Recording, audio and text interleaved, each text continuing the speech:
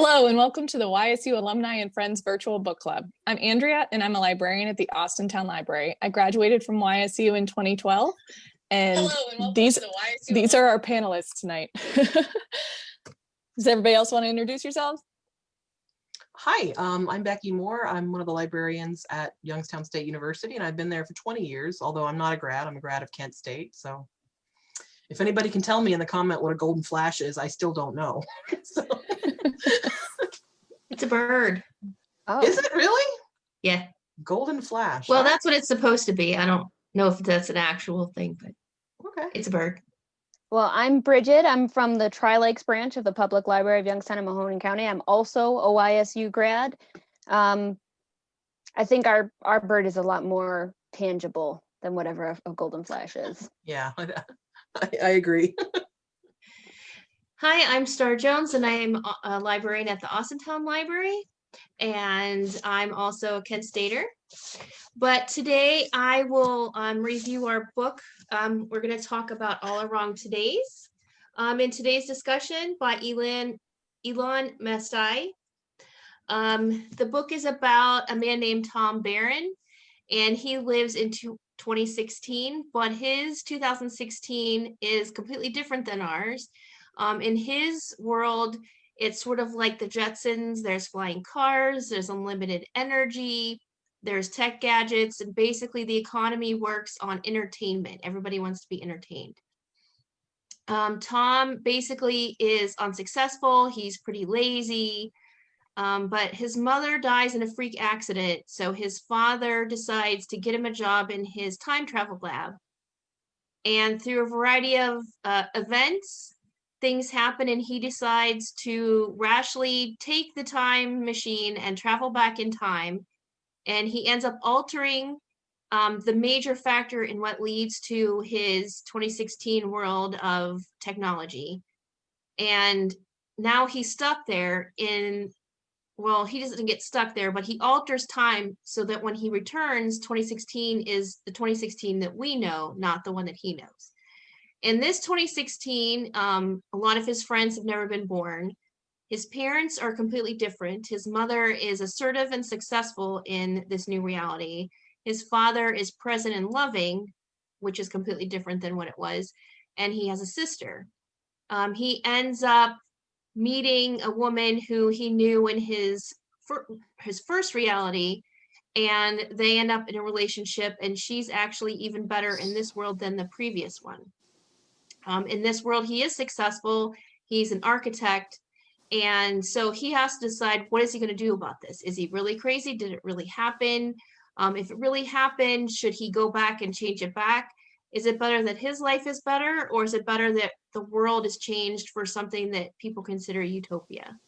So he has to figure out what he does about his mistake, and will he stay in this reality or change humanity back to the way that he knew? So that's the basic idea of the book. I guess we should ask the first question that we always ask. What did we think of it? Did we like it or hate it? I liked it. It took me a while to like it because Tom Barron original version I found very difficult to like. I wonder what everybody else's experience of that was, though. Well, I think that was kind of the point, that even though the world was supposed to be this utopia, his life wasn't great. He had no ambition. He really wasn't into doing anything important. And I think that's what creates the confusion in what he should do, because when he goes back to a different world without all this technology and unlimited energy, his personal life was better. He was a better person. But what was more important, his personal growth or the world? So I think that was kind of on purpose, that you kind of didn't like him. That's just he was okay to listen to. I mean, I still thought he was a pretty crappy person, but there was growth. So, I mean, I enjoyed the book, you know. Becky, what did you think? Well, it gave me a major book hangover. Like I couldn't shake it for a few days. I kept thinking, is this impulse that I have to do this thing, is it me, or is it like a version of me telling me to do it?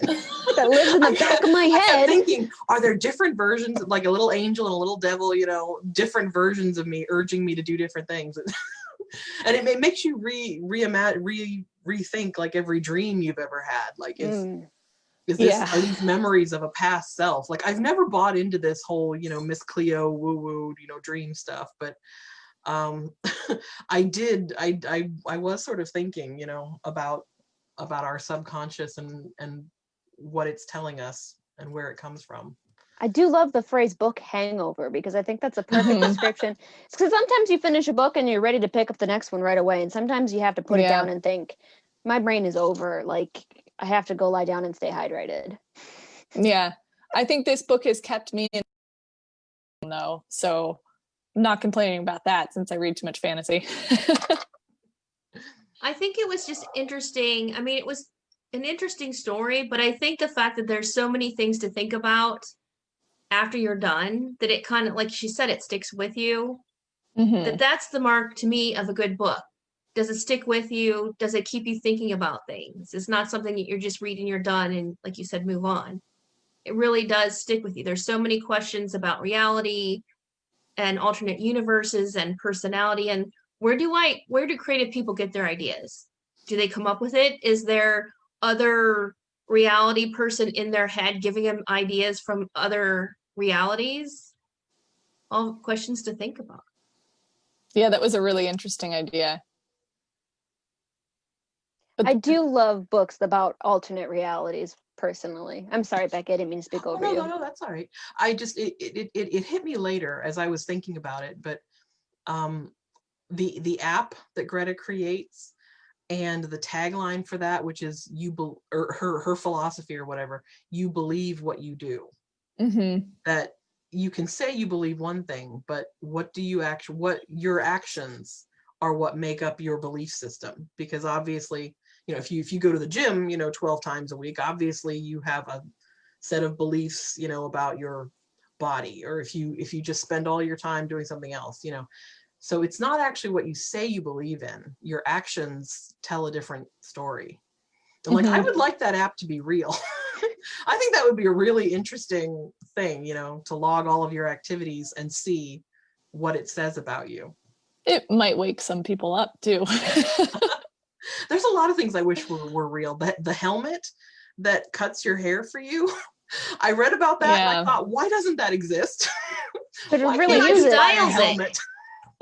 I mean, it cleans it and cuts it and styles it perfectly every day. Listen, I haven't gotten a haircut in months and I'm really getting tired of it. So I know.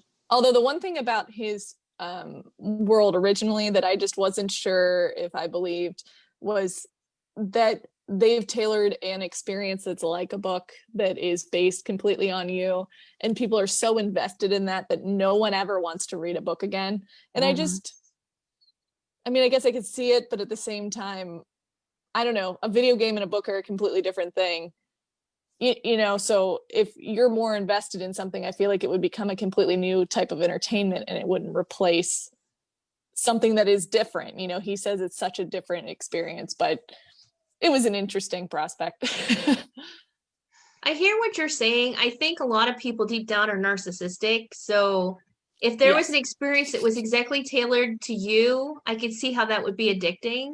But then again, I also understand that sometimes, I mean, why do people go to the theater to see a movie? Because you want to have a shared experience. So you're right. I mean, I think there are times when you need to have a shared experience. Like, we're not just reading a book on our own, we're reading it and then we're talking about it with other people. Right. So yeah, I can see both forms of entertainment would be important. Yeah. Right. And maybe that actually explains why Tom was such a jerk in his world too, because his entire world catered to, you know, being self-centered and not really having to think about anybody else from a different perspective. And so when he came to this one, suddenly he had to think about everybody else just because of what he did. You know, he ruined everything. And suddenly he's like, wait, maybe this was a big enough thing to make me consider the rest of the world. Yeah, in my notes, in all caps, I wrote, they don't read? Question mark. all except his mom, who was like, described as she's anachronistic. She's really into this vintage entertainment style. And I probably would be like that too. I'd probably be really into novels. I can't imagine though, some of our like pre-1965 novels are such cultural touchstones. I can't imagine people would stop reading them. They did say Vonnegut was still like a really well-known writer, even though he wrote different books. Yeah, that was Like, interesting. I like that as a touch point because he wrote such great science fiction sort of stories. So, But he didn't write all the ones that we know, just some. just some. And Right. 8 additional ones, apparently. And then Yeah, I was real curious. I'm like, what are these 8 extra books? Give me titles. Tell me about them. What are they? So it's interesting to think how pop culture would adjust and adapt to the constraints or the lack of constraints then that we have. And we already know that improving technology does not reduce people's desire to read. When ebooks came along, everybody said, well, that's it for the library. Nope. People read more than ever, and they read print books more than ever. So I didn't find that plausible, actually. I thought that was kind of a strange detail. Like I get why it was included, but I don't honestly, I don't think it would happen. He was clearly not a librarian. No.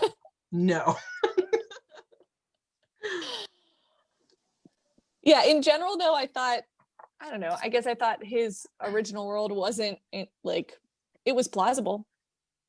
I didn't think it was so far out, I guess. You know, I don't know, like when you think of old sci-fi, you know, that type of thing where they show a future, sometimes you still look at things and say, well, that's absolutely ridiculous. And with this one, I feel like he hit a little bit more truthful, even though, like, really, teleportation, really, do we think that's going to happen?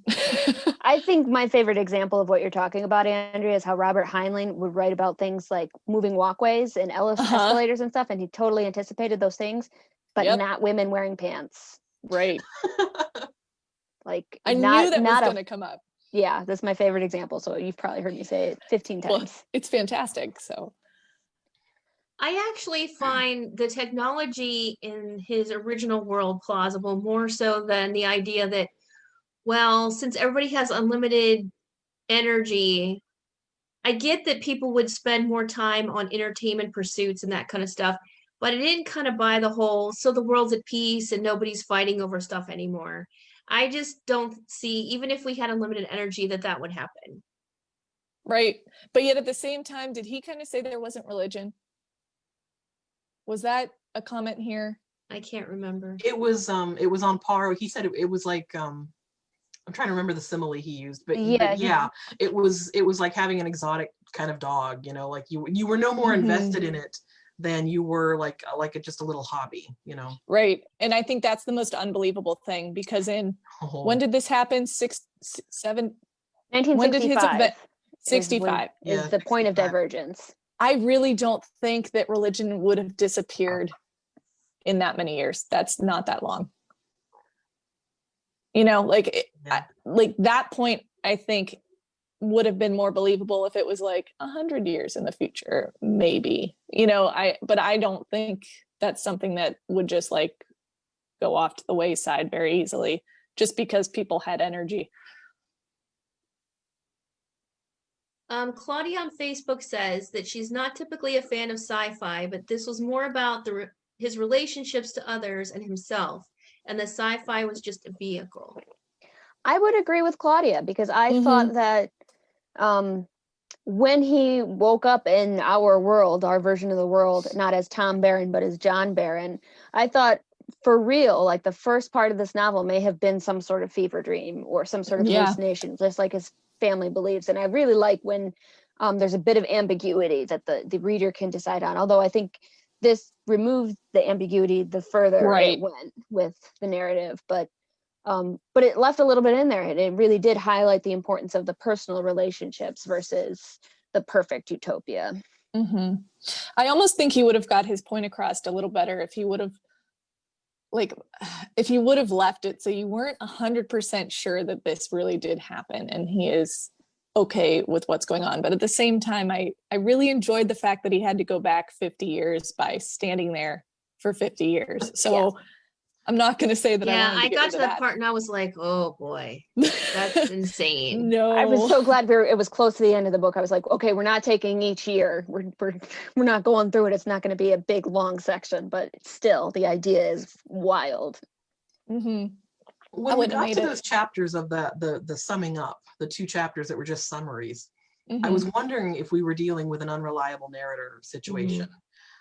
There was just something about those. They were just kind of out of place. It's like when you open an Agatha Christie book and there's a diagram or a map, and you know it's integral somehow. There's something about this that tells you what the plot is, but you study it and it's just inscrutable. You don't know until you get there.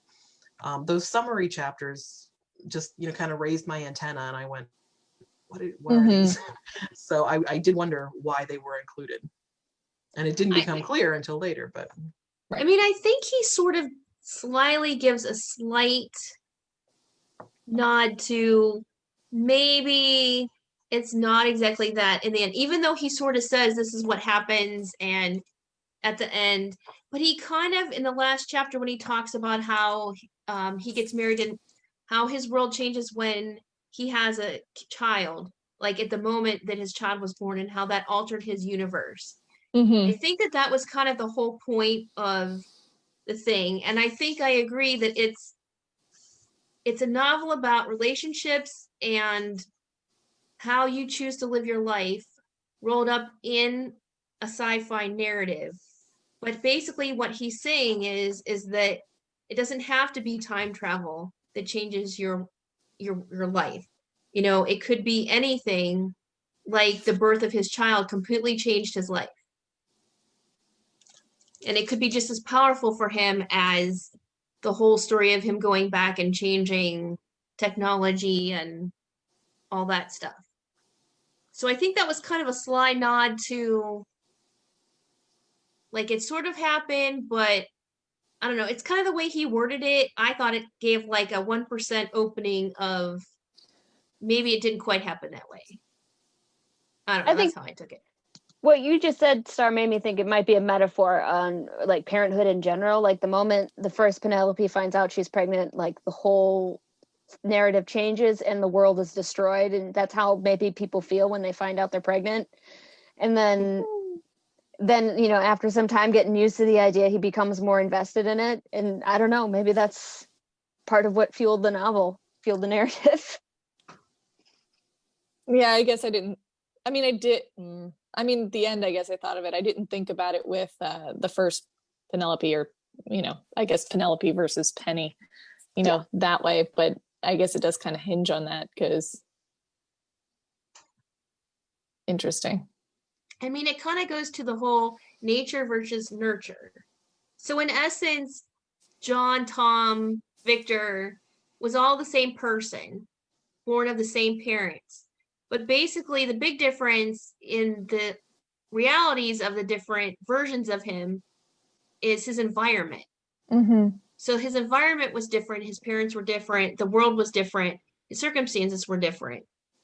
So in one respect, your life is changed based on your environment. And in another respect, he's saying you can choose to look at things a different way. Like he thought at first, when he goes back to our 2016, how terrible this 2016 was, and how awesome it was before, and now it's just awful. And then he started thinking, well, it's not that bad. People here are great, and I could read a book, and it's all about his attitude about his reality and how he chooses to take care of his mistake and become more successful and pursue Penny and get the relationship that he wants. So it's partly his attitude and his outlook on the reality that changes what happens. Which it's interesting to me that his personality kind of changes. Like for some reason, your arguments are that if you change your mind, you can make a better situation for yourself. But part of me says, okay, so if we have the same Tom, I guess besides, like, what made him change his mind so solidly into, like, I'm going to be a really positive, happy person? Because it sounds like he's completely different from... I feel like that is how he reconciled being Tom and John and Victor. He had 50 Yeah, years maybe. with 3 people basically with very different lives living in his head that gave him some chance to become one person out of those 3. But not Victor wasn't in his head as he went back in time. Victor was there when he had to flip the switch. Yeah, but he thought he was there anyway because he was the one that appeared When Tom retracted and John, he thought it was they John, thought but it was John, Victor. but it really wasn't. That was a terribly uncomfortable chapter for me to read. You should have listened to it. It was even creepier. No, The voice. thank you. Yeah, I was. I don't know if I were Penny, if I would be able to reconcile with him as quickly. Or I would have said that he was crazy immediately and just been like, peace. Yeah. But yeah, that was the one thing that stuck out to me, like I didn't like about this novel. But I wouldn't have liked that about any novel, really, like that part of it. So, and you can't really, I could have skipped reading it and probably, that's where I could have used the summarizing chapter. Come on. The part I found interesting about the time travel aspect was that we had his world happen, and then we had 2016 happen. So you have Tom, John, and then we have to assume that Victor happened at some point, but they don't happen in his spiral. So why is he, do you know what I mean? Like it didn't happen and it's not in his chain of events. And the way I was seeing his time travel, it was like a spiral kind of, because he doesn't worlds are a motif. Yeah, and he doesn't come back to the same spot. Like he goes back in time and then he ends up coming to a different point in time when I thought we were going to get stuck in a loop and we didn't. So I was just like, well, how does Victor actually fit in if he's not on this whirl? But maybe I was just getting a little bit too deep. Yeah, thanks, guys. Thanks. Well, Andrea, to be fair, I'm partially distracted by your dog coming in the background while you were talking. I'm sorry. It's okay. She just wanted to sleep. She's just cute. I don't know. For me, I didn't get that involved in the time travel aspect of it. I think there's a part of my brain that kind of shuts off and tells me like, don't think about this too hard, otherwise you're going to hurt yourself. When it comes to certain topics in time travel, I can kind of buy into the timey-wimey. How did Doctor Who say it? Timey-wimey, bendy-wendy. I don't remember. Oh, yeah. I'm not really a Doctor Who person. Don't yell at me, anybody, please.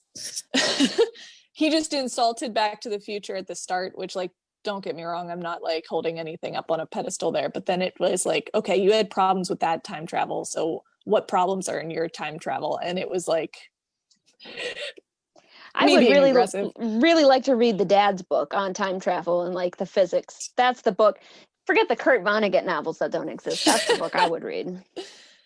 Yes, because everybody was saying what a bad book it was because he put so much comedy in it from time travel things. Yeah. I'm in. That's for me. As a reader, did anyone else feel shortchanged by the fact that we didn't get very much of Victor's timeline? We didn't get any of Victor's timeline. We didn't get any of it. He spent this inordinate amount of time in like, I think the most boring version of 2016, the perfect version. Like I would have liked more of this scrappy dystopian. Like I would have liked to have seen Victor in action, because when he surfaces later, he's either like the rapey guy, that who does horrible things, or he's this like awesome ninja guy who saves him. And the way that was written, it sort of reminded me of that TV show Chuck, where he had all this in his head and it sort of came out when he needed it. So like he needed to, kung fu some guy, so suddenly he was able to, because he was also Victor. I'm like, I wish we'd gotten to know a little bit more about Victor than what we were just told. So yeah, like good to worse to, hey, you made it okay again, like kind of I'm sorry, I'm still doing this. Like I feel like there must have been something redeeming about Victor, because he's a fundamentally, Tom, John, Victor, he's a fundamentally, it seems like a decent person, even if he's not, as ambitious or as smart or whatever as he could be. But Victor was not fleshed out at all. I didn't feel like we got enough information to judge him. No, he just kind of made him described as the devil as opposed to the angel, and I thought that was a little short. But There was also the difference between, I'm drawing a blank, Godfrey, what's his name? Godwriter? Lionel. Oh, They, Lionel Um, they Godwriter. called in the Sorry. book, in the audiobook, they called him contriter. Like contriter. Yeah, yeah. it's But It's hard. you know how in the first book he dies and says, okay, I give my technology to the world, use it. And then in the other aspect, he's so in love with that lady that he Ursula. basically spends his life trying to be with her in any way possible and basically becomes sort of a crazy, evil genius character person. Well, there's a lot that people would do on a deathbed versus, if they had their health, I guess. True. Like, I feel like you want to be remembered well.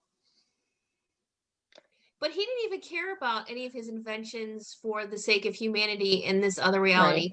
All he wanted was enough money so that he could keep doing it, so he could make his time machine so he could be with her. Mm-hmm. So is love of one person enough to do that? Well, I think it is. I mean, Tom, John, Victor was sort of motivated by love as well. Love of Penny and also love of his future child. Uh-huh. It's interesting because I feel like it borders between love and obsession too. Mm-hmm. It's that weird, like, because Tom in futuristic 2016 was definitely obsessed, not in love. He was just mesmerized. It was all lust driven, and I don't know, it didn't feel like he really cared at all. And then he was driven originally by the same things in the current 2016 and ended up falling in love with her and understanding what that actually means versus that obsessive love. And I don't think Lionel ever realized that in the regular timeline that they were in, because he just was, doing everything he could possibly do to be with her. And I don't know, I think that was kind of selfish on Ursula's part too. She wanted both of them. Like, Mm-hmm. Well, it's like Schrodinger's love affair. It exists and it doesn't exist. That's the way they got it for themselves. yeah, I guess that's true. I don't know. It's just interesting to me, like what inspires, I guess, that type of loyalty. You're willing to cheat on someone continuously, but yet you love them so much that you won't leave them. And to me, that's not healthy at all. No, So that- I mean, but fiction is full of characters we don't understand. So you got a better grasp on the time travel-ness Sorry. of it, I think, than the human relationship aspects of Not this really. one. Yeah. I don't know. I can't justify any of it and why anyone would do it. So, well, we're asked, I think, to compare Ursula Lionel with Tom Penny. And and we know what Lionel would do to have time with Ursula. mm-hmm. He would literally, until he realized it was killing her, he would literally just remake the world, and well, he still went back for her after he realized it was killing her. He Right. wanted to fix it. So he didn't even stop going to see her. He just made it 6 times worse because he thought maybe I could fix it. Sorry for the voice. And Tom does wind up with Penny, but do we know that he wouldn't make the same choice? And what do we? I think we're asked to sort of look at the two men, Lionel and Tom, and compare their motivations and what they're capable of. I think they've both done horrible things to the women that they love. I mean, whether or not Tom is fully responsible for what happened to Penny when he wasn't fully present, could be up for debate. But I think the main difference is that while Ursula had the appearance of agency, that she got to dictate the terms of her relationship with Lionel, he was really controlling it through science. Whereas Penny has more agency in her relationship with Tom. She gets to decide, or you get the impression. She's not making as difficult decisions, I think, as Ursula was, because she's not compromised romantically. She's not already attached, but she's got attachments.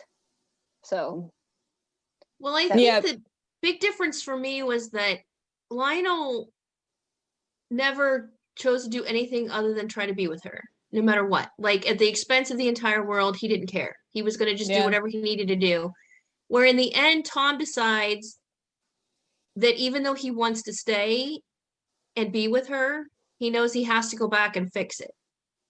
Right. I mean, even though he sort of gets tricked into it, he does come to that realization that he has to do it.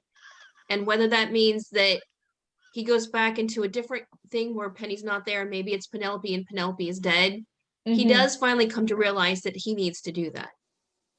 What I found interesting when he went back, the 50 years, is that he said he tried to hang on to his anger and motivation for what he was doing and everything.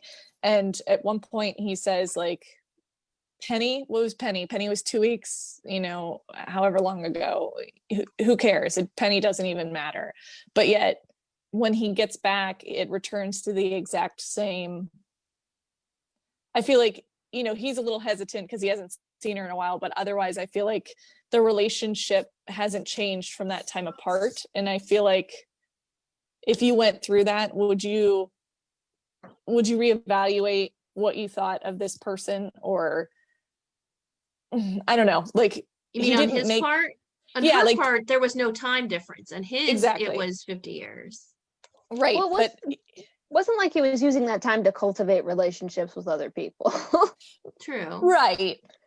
I just mean, if he says that and thinks of it that way, then does it just rekindle immediately? Like, is he just suddenly, oh yeah, I know exactly where I am again. I know exactly where I was when we first met. And I think we're supposed to buy into that because I think the suggestion is that it's fate that these two are together, no matter what reality it is. We could talk a lot about she's fate. not Penelope, but she's Penny, but he still knows her. And when they first meet, I think she believes him because she knows that there's a connection there and she can't explain what it is.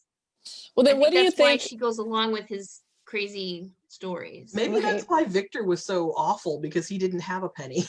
Yeah. He didn't have any version of her. He didn't have any version of her. So maybe the lesson is love in whatever format makes you just better. Chalk one up to the existence of soulmates. Were also dead in that reality. So he had, in the original reality, he had a dead mother and a father who was distant, and Penelope who killed herself. And then he had a loving father, a loving mother who was alive, a loving sister, and Penny. And Victor had nobody. He had no Penny. He had no sister. His parents were dead. So, the army. So what does that make you think when you guys say you think that they were fated to be together, but the message of the book seems to be that you control your own destiny? Because that, I think, was I was like, wait, so all this was destined to happen. The engine was still there. He essentially creates his 2016 in the world that he's in. He kind of fixes it, but yet he says, but you're not, guaranteed anything. There's no, almost there's no such thing as fate. You have to control your life. But yet it happened. That's kind of a commentary on the time travel as a trope in general, because all these different versions of time travel that we see in other novels or other kinds of media, it's all like, you step on a butterfly, you change the course of history, or nothing changes because you were supposed to time travel back and step on that butterfly in the first place. Is it a closed loop system or is it like spiral, a million different alternate realities? And I think that he's playing with that trope a little bit here, where it's both a closed system and it's like a make your own choices sort of deal. Highlights the differences that the choices can have, because it seems like every choice that Tom Barron makes has an epic outcome. And gosh, I hope I don't have those sorts of choices facing me in the future. I don't think I could deal with any of them. Humanity does not place its faith in you, Bridget. I'm not going to be a chrononaut.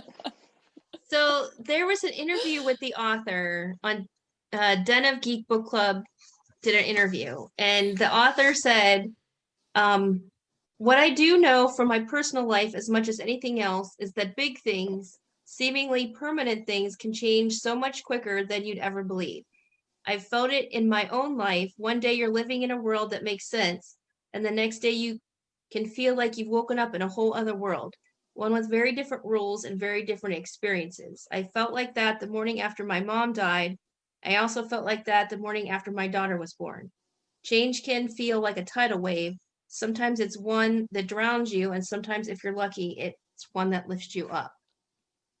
So I think he's playing with that idea of how certain events could just completely change your life. Welcome Right. to 2020. Yeah, we've all felt that, I think. Yeah.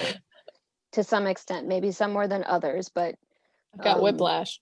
yeah, it's there's things that have happened just in this past year that never have happened before in any of our lifetimes, that some people may have anticipated but not exactly right, which is wild. I keep using that word, wild. Everything is wild to me, guys, today. Sorry. Which is Completely why acceptable. we're virtually doing this in separate places on the internet. Never thought I'd be a librarian from home. That's yeah, that wasn't the career goal, was it? Well, Now thinking back to that, I don't have a library science degree, but I do have a degree from YSU. I started YSU in 2016. This is funny to me because that's when I did go through a significant time in 2016. Just think about where you were then, where in the first version of the universe, where would you have been? In the second version of the universe, this is this version. Would you have even been born in that first version of the universe? I don't think I would have been. I'm not important enough. I vote no. Yeah, I don't want to know the circumstances of, No. all of it, but like it is very strange to think like how different your trajectories could be and what other choices that you've made to lead to that point. Sometimes, like Star was saying in the interview, it is something that happens to you. It's not necessarily determined for you when your mother's going to die. You don't get to choose that. But there are choices that you do make. And for me, like one of them was going back to school. And I don't have the library science degree, but I got a degree that helped me get a job at the library, which I love. So I think that's important. Where were you guys in 2016? Working at the library. Yeah. I was The library, yep. I was at the library. Okay. We were all at the libraries. We were all I in the didn't have a library. kid yet. Oh, see? Things Yeah, I have don't know. changed. Well, he's here. He But- wasn't around. Yeah. Have I changed? Hopefully. I don't know. This book just made me think a lot, and I feel like there's 100 different ways to go, and I bet you we all went 100 different ways with it. Clearly, by my time travel spiral and inexperience with relationships, apparently. Well, before we get too much into the time travel business again, I want to talk more about what technology seemed the most or least plausible to you about the future. We already talked about novels and the replacements. Mm-hmm. But do you also see possibilities of the kind of technology today? Well, It was a very I mentioned good the hair point. helmet. Sorry. You guys are super. I mentioned the hair helmet, which I love. Right. I was just going to say, he makes a really good point that why don't doors just open? He's like, they have the technology and they don't use it. Why? Some do. Some doors will open. Not at home. I mean, if you think about how entertainment is going and making it more Mhm. personal, like you can pick. Now it's not like it used to be. You turn on your TV, you had 3, 4, or 5 channels, and you had to watch what was on there. You turn on the Kinda miss that. radio, you listen to what was on there. Now you have services. You could pick what you want to watch. You could pick what you want to listen to. They You can even have watch- shows now where you're watching the movie and you make a choice. Is it going to go this way or is it going to go that way? Yeah. So, I mean, I think I could see it heading that way. Wasn't there a throwaway line in here about watching a celebrity's baby gestate? Yes, there was. It's like, I could see that. I know people would watch that. Yeah. I mean, I know we are people this would close tune to in to watch watching that. a fetus. They would absolutely do it. Yeah, I mean, everybody has their nose in celebrity baby business. So Yeah. Yeah, I mean, that's basically where Instagram is headed, right? You don't even I have can't to be that argue much it. of a celebrity. But there's so much technology that's happening still, like that hasn't changed our everyday lives yet, but it might in the future. Like, what was it? I think just in the past week or something, they made the announcement that they found a room temperature superconductor, perhaps. Like, that's the sort of thing that could wildly affect how things proceed from here. Mhm. And it's hard for me to even get my head around what that would even mean. There's research going on at YSU that might have some life-changing, world-changing implications. And that's, in the material sciences or in additive manufacturing, all sorts of wild stuff. Again, 3D wild. printing of things like organs and food. I mean, the food replicator that he describes, it struck me as sort of similar to what they were describing that they're trying to do for astronauts, which is like 3D print whatever food they might need, make it taste like whatever it's supposed to be. Which, I thought side we might note, not be too far away from that. what wasn't there like a there's water on the moon thing Yeah. that just like Why are you putting it in scare quotes? I didn't mean it wasn't I am this not a didn't mean crook. She meant the moon. I meant the moon. I wasn't really like Sorry. done. I would love to have flying cars. I'm just saying. Mhm. I feel I like just wonder we were promised that. The Jetsons had it. I want it. The number of I- people I know who are afraid of flying, though, like Andrea, I don't think the flying cars would. How it's you feeling hovering. about Hovering. I don't know. I don't know. Would And your even in fiction, apparently they're not fail safe, they'll right? Because drop that's out how of the it's. sky, apparently. Cut somebody in half. Oh dear. I Some just people- wonder. Go ahead. Anyway, I just wonder if we like when is the next big invention going to happen, right? Because we had all of this, scientific development over the last 100 years. And I feel like we are now built to expect things to grow at that exponential rate. And maybe we've hit a point that things have slowed down and it's not going to by the time we're 80, maybe it's not going to be vastly different. Maybe it's going to be somewhat different and things are going to be a little bit better, but maybe there's not going to be the next big thing for a long time. See, I think that the room temperature superconductor that I've already mentioned, Andrea, way to pay attention. I think that's going to lead to like a second industrial revolution, but I just don't know how because I don't know enough about science or I'm not as invested in this field of study. I'm just playing devil's advocate. That's all I'm doing. What would you like to see in a second industrial revolution? What would you think would be revolutionized? Clean energy. See, that's what I was going to say. So, I mean, basically, the premise of this book is the reality changes because we have free, unlimited, clean energy. Yeah. And then once you have energy- that, look at all the things that are possible, and you can go, and do other things. Well, because then humans can be as selfish as they want to be and not have to worry about, burning their planet to nothing. Right. Some people on Facebook said, now we have hands-off tasks, like you could just say Alexa and give her a command, or augmented reality seems like a precursor to some of the technology in the book.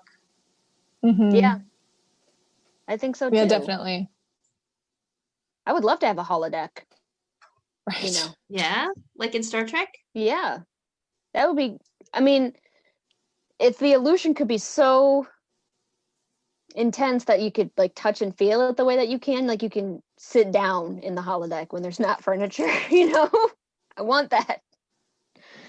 But those things that we're thinking about, I think, are entertainment focused. There's people whose lives who like do manual labor for a living, who I think wouldn't have to sacrifice their bodies, to make food for their families and whatnot in the same way. I don't think those sorts of things would disappear. I think enough people are invested in, handcrafted items or vintage or preserving knowledges. Sure. That word good. Yep. I think like we wouldn't lose all of this. I think it would just enhance what we have. I don't know. I don't have Alexa, so I can't speak to that. No, I don't. I have I Siri. think Alexa's creepy, honestly. I don't like the idea of an Amazon connected microphone just sitting in my house listening to me. I don't know why anybody would have this thing. It's one of those technologies that just baffles me. But towards the end of the book, I thought, you know, when they were sort of remaking, you know, the present 2016, I thought it was a little bit glib.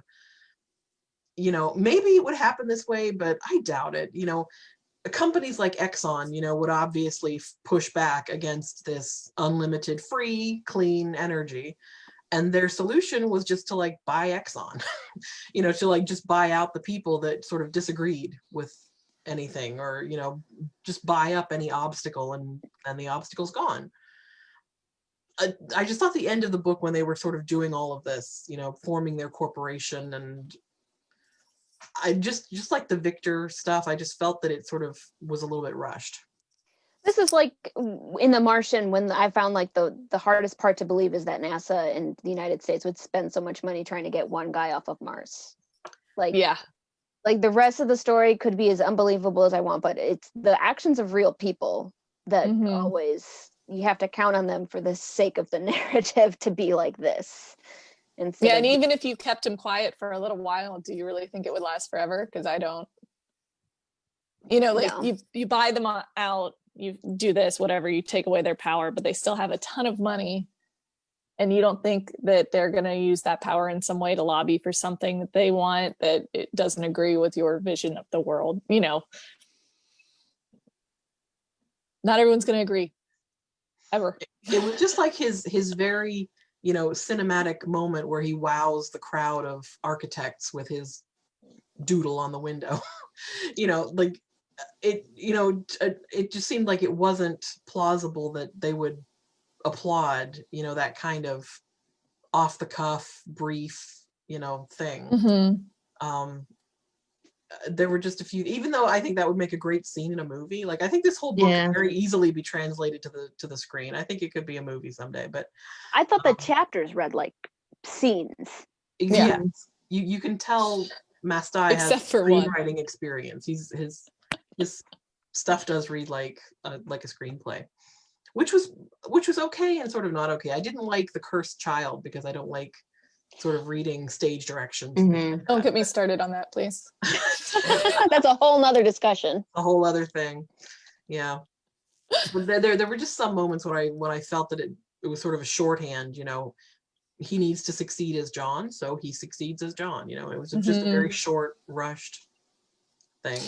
I do think it makes it a fun novel, though. You know, like to suspend your belief of what would really happen in the real world, and like make this guy a great hero, and he could just come in and like draw something and like throw the chalk and be like, this is what I think, and everybody's like, yes, like I want that. I'm gonna do that at work. Nothing Aaron Sorkin writes could actually happen, but like you still watch The West Wing and you love those moments, you know, that he creates. So yeah, that was a fun moment, even if it wasn't completely plausible. Right. As long as it's plausible within itself. And I should also take the moment to publicly apologize to Andrea for having a pet appear in the background when mine is such a terrible offender. Although, talking about how much I love time travel and science fiction narratives, that's Astrid Farnsworth, who's named after a character from Fringe, if anybody's seen that show. I have not. Oh, it's worth watching. At least the first 3 seasons. I think the first 3 seasons are some of the best for my favorite television. I won't say the best, I'll say my favorite. Maybe you don't one have day. to watch season 4 and 5, but anyway. So here's an interesting question that somebody put out for this book.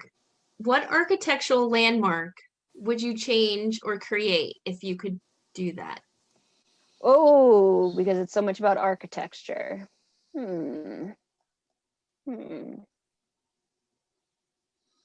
change an existing structure? Well, it says which would you change or what would you create? Because I like castles. I wish that America had old stuff like Europe. Would you time travel back in time and build some stuff in like the 1600s and then go back in the future? build it for real.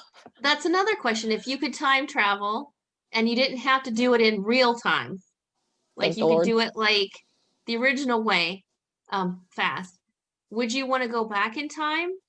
And if you wanted to go back, would you want to go back in time or in the future? And if you went back in time, would you want to see somebody famous or a certain event, or would you want to visit relatives? See somebody one more time? So Can you I gotta go be back so and be a careful Disney with this, animator? unless you're a white man, like anything before 1970 is kind of iffy. Yeah. Like I'm not, as a woman, I'm not going back anywhere where they're gonna burn me as a witch or there are just certain time periods where I don't feel like I would be welcome.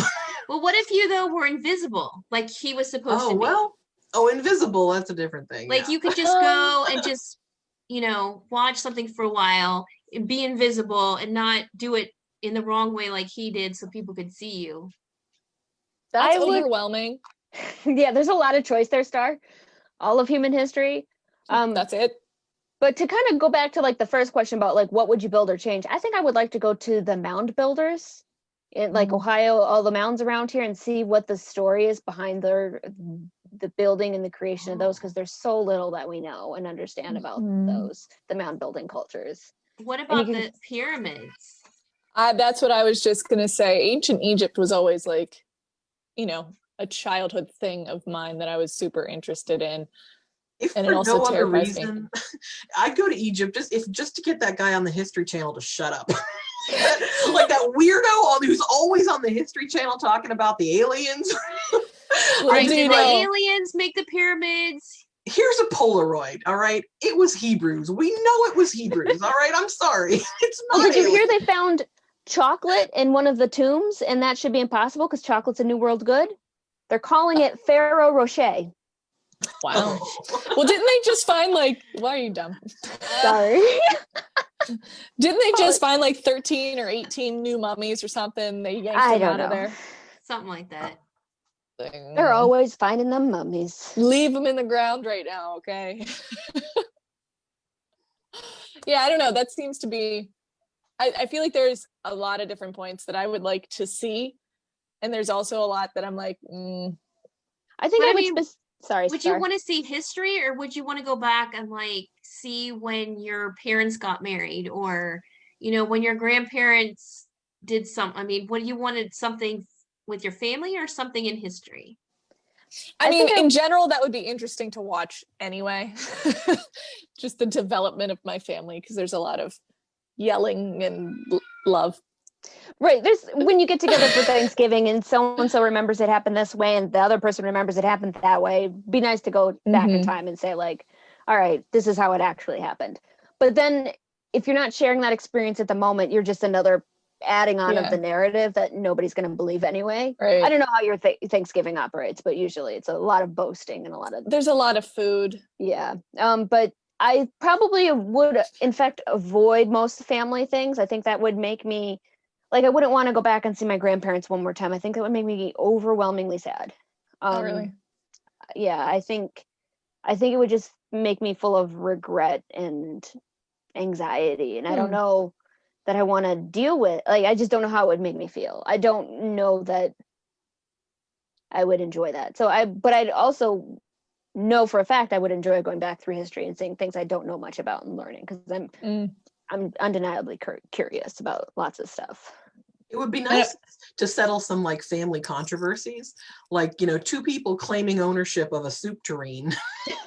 You could go back and settle that. No, grandma actually gave it to you.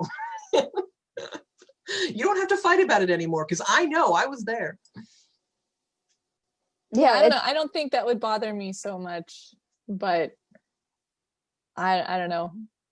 I would just, I guess I'd probably go back and sit through all the pig roasts they used to have. So little different, a lot of food, just a different experience that I didn't get to see as much of. Feel included. But then if you're immaterial like you're supposed to be, can you even enjoy a pig roast? Can you eat any of that pig? Can you smell it? Listen, I would find out for the team. We'll see. It's a good plan. I don't Star, know. were Those are there hard questions. any comments from Facebook that we need to take a look at, or?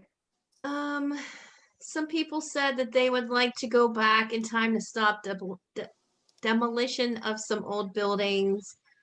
Somebody wants to go to Europe to visit their ancestors. Somebody says the alien guy is so entertaining, though. Aliens. Somebody agrees with Becky, lots of scary times in the past, and somebody would like to go back and see how their grandparents lived. So many cultural and ethnic ways were lost over the years. Yeah. I think if I were to go back and visit relatives, I'd have to go back to the ones that I didn't know, because I would like to find out more. That overlaps with the curiosity thing, and I don't have to worry about, how present Bridget might have effed up those relationships or not taken advantage of those relationships as much. So. And Bridget, what you were saying about being such a fan of, sci-fi and fantasy and time travel, I kept waiting in this novel. Maybe I'm alone in this, but I kept waiting for that Outlander moment when he realizes that there's like other time travelers. Oh. I kept waiting for him to run into someone, or for present 2016 Penny to be like a fellow time traveler. Like maybe she didn't kill herself, maybe she just sort of got zapped somehow back in time, and I kept waiting but it never happened. I think that was just such an obvious trope. I kept waiting for it, and in part I'm sort of glad that he avoided it, just because it is so common. But what did they say they did with the time machine? I mean, did they just hide it away, or was that part of the technology that did they ever say? Because I feel like that matters for the future, but maybe we're just meant to. Yeah. I don't remember that they said. I don't know. Yeah, I don't know that anything happened to it. That time machine was not the greatest time machine of all time, because you do have to go back in real time, so it's not something. Yeah, I think you don't most want people would that wanna time use. machine. No. Mm-mm. So it's something you have to be forced into using, I guess. But I don't think they ever say. Yeah, I don't or think if it anybody did- wants that version of the time machine. Well, it's still quite interesting, even if it stinks. And I admit that I sort of take for granted our top of the page, left to right method of reading, because that one page where you had to read it backwards. Oh yeah, I forgot about that. I forgot about that. I hated that. I'm like, why is this so hard? For the record, it was one page and I just hated it. I usually do, like I was doing all audiobook, and because I had a moment, I always have both. I had the ebook too. So at that point, I happened to be reading the ebook. So I don't even know how they handled it in the audiobook. I was like, oh, I have to read this backwards.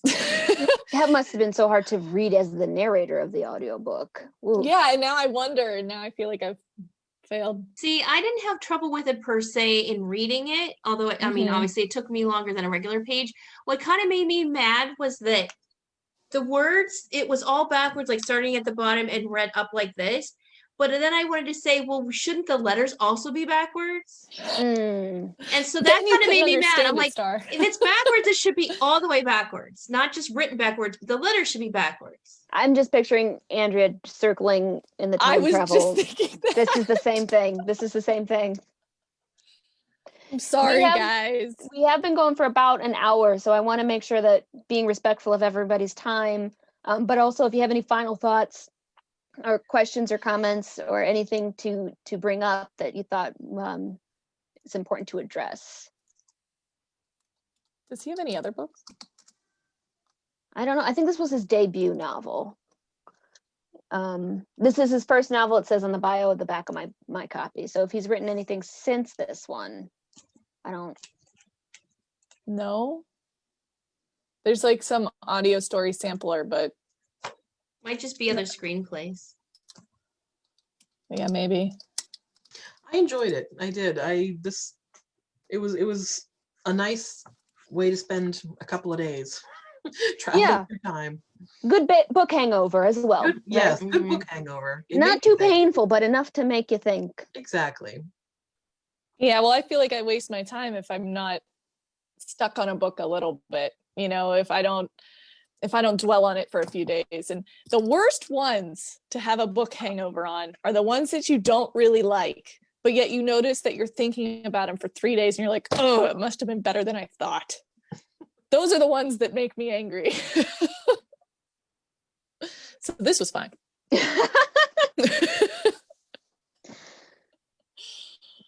Well, shall we wrap it up?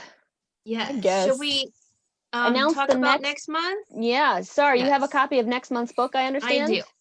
I do. Next month's book will be Killers of the Flower Moon. How the Osage Murders and the Birth of the FBI by David Gran. And that discussion will be on Tuesday, November 24th at 7. Also on Facebook Live. All right, so tune in Tuesday. We'll start a Goodreads discussion too within the week or two to discuss on Goodreads. Should anybody like to go there, I want to remind people about that. I feel like I've been a little bit neglectful of it, and I'm trying to get better at discussing. So thank you for joining us, everybody, for this joint venture between the Public Library of Youngstown and Mahoney County and YSU's MOG Library and the Alumni, forgot the Office of Alumni. There we Yes. go. That's the words I wanted. I was thinking about it backwards. Thanks again. We hope to see you next month when we discuss our next book. Anything else? Just the wave. Just the wave at every Zoom call.